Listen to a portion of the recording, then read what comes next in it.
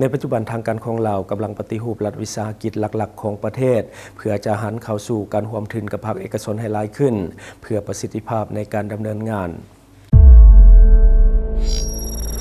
Time to share D+ ผลิตภัณฑ์ปกป้องตับจากเครื่องดื่มแอลกอฮอล์สวัสดีท่านผู้ชมกลับมาพบกับรายการทำทูแสสำหรับหัวข้อข่าวที่เราอยากจะนำเสนอในมื้อนี้ก็คือเกี่ยวข้องกับเรื่องของการปฏิรูปรัฐวิสาหกิจทั้งหลายของประเทศก็คือจะหันเข้าสู่การร่วมทุนกับภาคเอกชนให้หลายขึ้นเพื่อประสิทธิภาพการดำเนินงานเพราะว่ารัฐวิสาหกิจหลายแห่งในช่วงที่ผ่านมาก็คือดำเนินงานแบบขาดทุนมาโดยตลอดซึ่งวันในของข่าวได้มาจากแฟนเพจ Lao Expertรัฐบาลพวมเปิดโอกาสให้กับภาคเอกชนเข้าร่วมวิสาหกิจของรัฐเริ่มต้นด้วยบริษัทน้ำมันเชื้อไฟแห่งรัฐลาวและสายการบินลาวเพื่อเป็นส่วนหนึ่งของความพยายามในการเพิ่มประสิทธิภาพและลดผ่อนเรื่องของการขาดทุนของบรรดารัฐวิสาหกิจต่างๆในสปป.ลาวบทรายงานของรัฐบาลที่ได้นำเสนอในกองประชุมสมัยสามัญเทื่อที่10ของสภาแห่งชาติในอาทิตย์นี้ได้ระบุว่าการปฏิรูปรัฐวิสาหกิจของรัฐที่พวมดำเนินอยู่นี้มีจุดประสงค์เพื่อที่จะเสริมสร้างการคุ้มครองปรับปรุงผลการดำเนินงานด้านการเงินและก็ดึงดูดการลงทุนใหม่จากแขนงการเศรษฐกิจที่สำคัญบทรายงานได้ให้ข้อสังเกตว่ารัฐวิสาหกิจน้ำมันเชื้อไฟแห่งรัฐของลาวซึ่งเป็นเสาค้ำหลักของความมั่นคงด้านพลังงานของประเทศกำลังพิจารณาความเป็นไปได้ในการหันเป็นวิสาหกิจร่วมทุนระหว่างภาครัฐและเอกชนโดยรัฐบาลจะรักษาการเป็นเจ้าของอย่างน้อยก็คือ 51% หับประกันด้านการคุ้มครองของรัฐในขณะที่อนุญาตให้ภาคเอกชนร่วมกันลงทุนและใส่ความเชี่ยวชาญทางด้านการคุ้มครองเข้ามาด้วยปัจจุบันรัฐวิสาหกิจดังกล่าวพวมอยู่ในขั้นตอนของการคัดเลือกบริษัทที่ปรึกษาสากลที่มีประสบการณ์เช่น KPMG Deloitte และก็มี PricewaterhouseCoopers และก็ EY เพื่อให้บริษัทที่ปรึกษาเหล่านี้นอกจากช่วยในการประเมินมูลค่าทรัพย์สินและก็การวางแผนการดำเนินงานซึ่งจะเป็นพื้นฐานในการกำหนดโครงสร้างการร่วมทุนและอัตราส่วนการถือหุ้น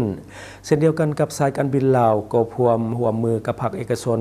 ซึ่งว่ารัฐบาลได้อนุมัติข้อตกลงกับบริษัท Commercial Aircraft Corporation of China หรือว่าบริษัท COMAC ซึ่งจะอนุญาตให้บริษัทจีนดังกล่าวเข้ามาถือหุ้น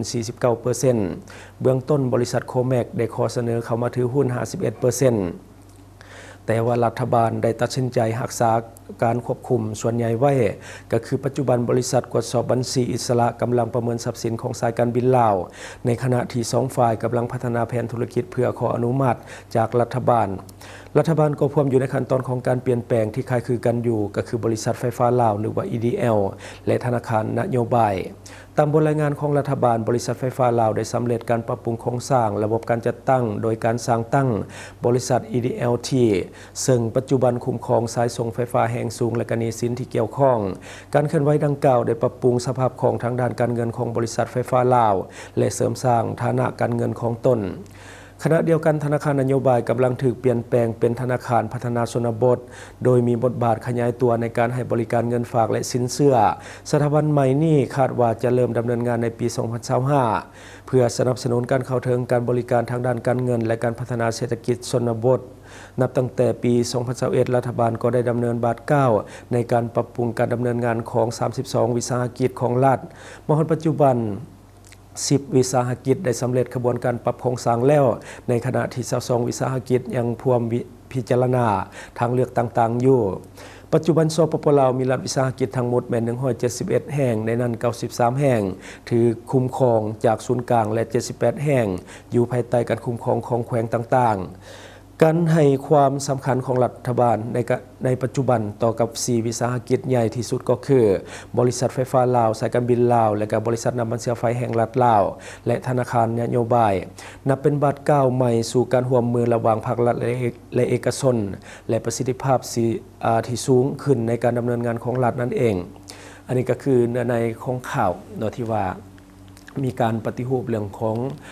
วิสาหกิจต่างๆของรัฐที่บ่ก่อให้เกิดกำไรก็คือขาดทุนโดยต่อเนื่องฉะนั้นจึงได้หันมาใช้การร่วมทุนระหว่างรัฐและก็เอกชนก็คือรัฐจะถือของหุ้นอยู่ที่51% แล้วก็ภาคเอกชนก็จะถือเพียงแต่ 49% เพราะว่ารักษาเรื่องอำนาจบริหารไว้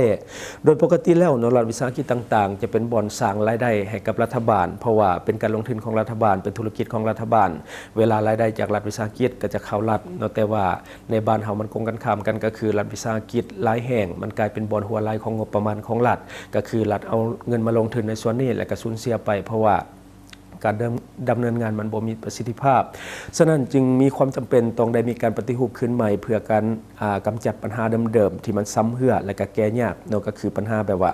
มันบ่แม่นว่าดำเนินงานแล้วมันบ่มีกำไรแต่ว่ามันมีปัญหาอื่นที่มันซ้ำเหือแล้วก็แก้ยากเสือว่าหลายคนฮู้อยู่แล้วการหันรัฐวิสาหกิจมาร่วมทุนกับภาคเอกชนเป็นการตัดสินใจที่ถูกต้องที่สุดเนาะอันนี้คือเพื่อความอยู่รอดของรัฐวิสาหกิจถ้าว่าปล่อยให้ดำเนินงานไปแนวนี้เรื่อยๆก็คือจะเอางบประมาณของรัฐมาให้รัฐวิสาหกิจไปผ่านเงินว่าซั่นซะเนาะก็คือการบริหารงานจะมีประสิทธิภาพหลายขึ้นอย่างแน่นอนถ้าว่าร่วมทุนกันระหว่างรัฐกับเอกชนถึงแม้ว่าจะถือ 49% ก็ตามเนาะเอกชนเขาเห็นยังเขาก็จะมีความโปร่งใสหลายกว่าการดำเนินงานมันจะโปร่งใสขึ้นและก็สามารถที่จะตรวจสอบได้กว่าเดิมเนาะซึ่งว่าเป็นการตัดสินใจที่ถูกต้องและก็มาถึกทางแล้วเพราะว่าคันปล่อยให้ดำเนินงานแบบเก่าปัญหาเก่าๆมันก็จะซ้ำเหือขึ้นไปเรื่อยๆเนาะอันนี้จบไปเรื่องของการปฏิรูปรัฐวิสาหกิจบัดนี้เฮามาต่ออีกข่าวหนึ่งก็คือเรื่องของงานมหกรรมกีฬาแห่งชาติครั้งที่12ก็เปิดอย่างเป็นทางการในค่ำคืนเมื่อวานนี้ก็คือวันที่15เดือน11ปี2025ซึ่งวันในของข่าวเขาได้มาจากแฟนเพจ Media Loungeงานมหกรรมกีฬาแห่งชาติที่12หรือว่านครหลวงเวียงจันทร์เกมส์ที่ว่านครหลวงเวียงจันทร์ได้เป็นเจ้าภาพซึ่งว่าได้จัดขึ้นอย่างเป็นทางการในมื้อวานนี้ก็คือวันที่15พฤศจิกายนปี2025โดยให้เกียรติเข้าร่วมของพระนาถานทองรุ่นศรีสุริตประธานประเทศแห่งสปป.ลาวมีบรรดาการนำอดีตการนำขันสูงของภาครัฐและก็ขันศูนย์กลางและท้องถิ่นพร้อมด้วยบรรดาคณะนำนักกีฬาครูฝึกกรรมการตัดสินนักกีฬาและมวลชนนครหลวงเวียงจันทร์แขกทั้งภายในและต่างประเทศเข้าร่วมอย่างล้วนหลายในพิธีเปิดงานมหกรรมกีฬาแห่งชาติครั้งนี้เริ่มต้นด้วยการแสดงการโดดจ้องของทีมโดดจ้องจากกองร้อย306กองพันใหญ่703กองบัญชาการทหารอากาศ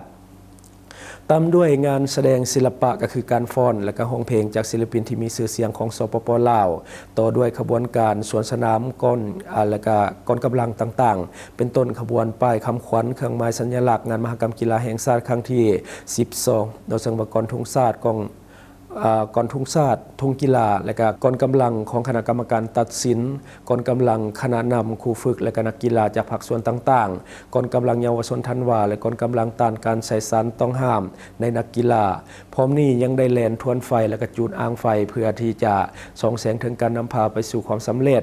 ของการจัดงานมหกรรมกีฬาแห่งชาติครั้งที่12ที่นครหลวงเวียงจันทร์เป็นเจ้าภาพให้ประสบผลสำเร็จตามคาดหมายและก็ในตอนท้ายยังได้จุดพลุหรือว่าดอกไม้ไฟประสานแสงสีเสียงเพื่อสร้างสีสันให้กับงานมหกรรมกีฬาแห่งชาติครั้งที่12ด้วยบรรยากาศคึกคืนทั้งมวลชนที่อยู่ในสนามและผู้ชมทางบ้านทั่วประเทศโอกาสนี้ท่านอัศพังทองศรีพันดอนเจ้าของนครหลวงเวียงจันทร์ทั้งเป็นประธานจัดงานมหกรรมกีฬาแห่งชาติครั้งที่12ให้ฮู้ว่างานมหกรรมกีฬาแห่งชาติครั้งที่12จะดำเนินไปจนฮอดวันที่25พฤศจิกายนปี2025ภายใต้คำขวัญก็คือสามัคคีมีวินัยโปร่งใสในการพัฒนาโดยมีสัตว์นำโชคแม่นฮูบนกยงประกอบมี33ประเภทกีฬาแข่งขันและก็มีคณะนำคณะนักกีฬาครูฝึกกรรมการตัดสินนักวิชาการและก็เจ้าหน้าที่อื่นๆที่ว่าเข้าร่วมรวมทั้งหมดแม่น 9,485 คนในนั้นเฉพาะนักกีฬาที่ลงทะเบียนแข่งขันก็คือ 4,065 ท่านมาจาก3กระทรวง17แขวงและ1นครหลวงเวียงจันทร์ที่เป็นเจ้าภาพรวมเป็น21ภาคส่วนเพื่อแข่งขันชิงเอาเหรียญประเภทต่างๆทั้งหมดแม่น 1,563 เหรียญในนั้นมีเหรียญคำก็คือ432เหรียญและเหรียญเงิน432เหรียญเช่นกันและก็เหรียญทอง699เหรียญงานมหกรรมกีฬาแห่งชาติเป็นงานแข่งขันกีฬากายกรรมเพื่อสุขภาพมิตรภาพและเพื่อการพัฒนากีฬาโดยการร่วมมือของปวงชนทั่วประเทศก็คือทั่ววงคณะญาติแห่งชาติซึ่งภาครัฐบาลได้อนุญาตให้แต่ละแขวงพันเปลี่ยนกันเป็นเจ้าภาพจัดขึ้นเป็นรอบ3ปีได้จัดขึ้นเทื่อนึงและครั้งล่าสุดก่อนหน้านี้ก็แม่นครั้งที่11ซึ่งจัดที่แขวงเสียงขวางได้รับเกียรติเป็นเจ้าภาพจัดขึ้นในท้ายปี2022ที่ผ่านมาครั้งนี้เป็นครั้งที่12ซึ่งนครหลวงเวียงจันทร์ได้รับเกียรติเป็นเจ้าภาพตามการหมุนเวียนมอบหมายซึ่งเป็นอีกวาระโอกาสอันดีที่ได้เป็นเจ้าภาพของนครหลวงเวียงจันทร์ในครั้งนี้อันนี้คือในของข่าวโดยซับซ้อนหน่อยหนึ่งอ่านเองกับซับซ้อนเองคือตอนนี้เปิดอย่างเป็นทางการแล้วสำหรับงานกีฬางานมหกรรมกีฬาแห่งชาติครั้งที่12ก็คือเปิดขึ้นในเมื่อวานนี้ตอนแรกของวันที่15 เดือน11 ปี 2025ข้าพเจ้าบ่ได้ไปเนาะอยู่ไกลอยู่แต่ว่าบ่ได้ไปเพราะว่าคนมันหลายรถมันติดแล้วก็มีลูกน้อยเนี่ยก็เลยว่าบ่ได้ไปถ่ายรูปตัวจริงมาให้เบิ่งเนาะมันยุ่งยากเนี่ยแล้วก็รถน่าจะติดหลายเมื่อวานนี้ก็เลยว่าบ่ได้ไปเนาะแต่ว่าเบิ่งทางไลฟ์สดเขาเจ้าก็คักอยู่ใหญ่อยู่สังว่าจัดขึ้นที่สนามกีฬาหลัก 16 หรือว่า National Sport Complex เนาะที่ว่าเพิ่นเปิดไปอย่างเป็นทางการในเมื่อวานนี้เดี๋ยวเราจะประมวลภาพให้ท่านผู้ชมได้เบิ่งนํกันแต่ว่าบ่แม่นภาพเฮาถ่ายเนาะภาพคนอื่นถ่ายแต่ว่าเราจะประมวลให้ท่านผู้ชมได้เบิ่งนํกันและทั้งหมดก็คือสิ่งที่เฮาเก็บมาเล่าสู่ฟังหวังว่าท่านจะได้รับสาระดีๆสำหรับท่านที่ว่าเบิ่งรายการเฮาอยู่คิดเห็นจะได้กับสิ่งที่มานำเสนอไปฝากไว้ภายใต้คอมเมนต์ของเฮาและข้าพเจ้าจะเข้าไปอ่านด้วยตนเองขอขอบใจข่าวสารที่หลากหลายนำเสนอให้ดวงใจวิเคราะห์ตรงประเด็นแถมเนื้อหาก็ฟังง่ายอัปเดตข่าวเล่าทุกแบบทุกสไตล์ฟังกันสบายที่ช่องทางทูแชร์Time to share Time to share Time to share แล้วครบเครื่องข่าวคนเล่าแท้ๆนำเสนอลงคลิปใหม่ทุกวันเปิดมาเมื่อไรก็ได้เจอให้ชมกันฟรีเสิร์ฟสิ่งดีๆให้เสมอข่าวราวยุคใหม่ไว้ใจ Time to share Time to share Time to share Time to share แล้วพบกันทุกช่องทางลงคลิปแบบจุใจที่ YouTube ก็ดูได้ทุกวัยทุกยุคที่ Facebook ก็มีข่าวที่หลากหลายที่ TikTok ก็วิเคราะห์ก็ชับใหญ่ข่าวเล่ายุคใหม่ไว้ใจ Time to share Time to share Time to share Time to share แล้ว Time to share Time to share Time to share แล้วข่าวเล่ายุคใหม่ไว้ใจ Time to share Time to share ครบเครื่องดื่มข่าวคนเล่าแท้ๆนำเสนอลงคลิปใหม่ทุกวันเปิดมาเมื่อไรก็ได้เจอให้ชมกันฟรีเสิร์ฟสิ่งดีๆให้เสมอข่าวเล่ายุคใหม่ไว้ใจ Time to share Time to share Time to share Time to share แล้วพบกันทุกช่องทางลงคลิปแบบจุใจที่ YouTube ก็ดูได้ทุกวัยทุกยุคที่ Facebook ก็มีข่าวที่หลากหลายที่ TikTok ก็วิเคราะห์ก็ชับใหญ่ข่าวเล่ายุคใหม่ไว้ใจ Time to share Time to share Time to share Time to share แล้ว Time to share Time to share Time to share แล้วข่าวเล่ายุคใหม่ไว้ใจ Time to share Time to share แล้ว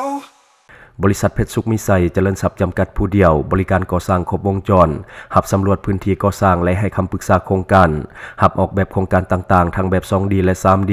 การบริการคิดไล่และการประเมินโครงการก่อสร้าง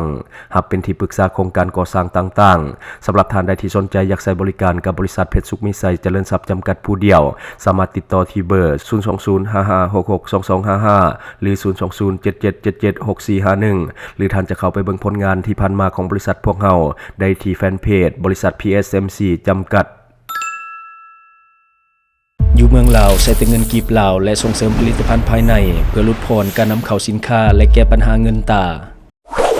Subscribe for more video.